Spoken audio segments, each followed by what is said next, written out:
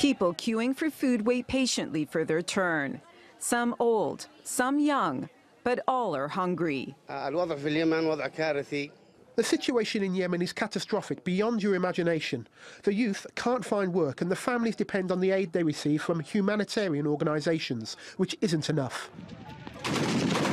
For the past 5 months, a Saudi-led coalition and Yemen's government have been fighting to take control of the country's main port of Hodeidah from Houthi rebels.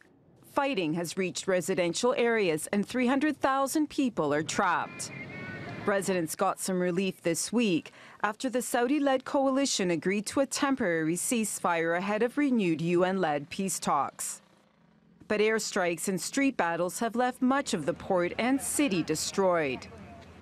The UN is calling for the port to be protected to ensure that food continues to arrive. Most of the city's residents are living on the edge of famine. The conflict has disrupted supply lines and food prices have shot up. The prices of products have doubled and we go around looking for gas and oil and medicine, but we can't find anything. Yemen's government and the Houthis have been fighting a war since 2015. More than 10,000 people have been killed, and another 22 million across the country, or 2/3 of the population, now rely on some sort of aid to survive. And I was talking to the doctor and I said, what's your capacity now of handling children in this medical state? He said, we have the capacity to handle only 20 children. I said, well, how many children are being brought in on a daily basis? He said, every day, about 50 children are brought to us. We have to send 30 home to die. The World Food Program is feeding 8 million people, but it fears food prices will keep rising and millions more will go hungry.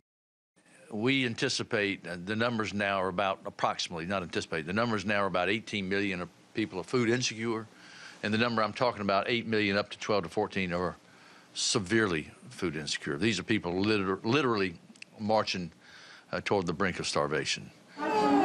Aid agencies warn that unless there's a speedy end to the crisis, the situation in Yemen is likely to get worse, not day by day, but hour by hour.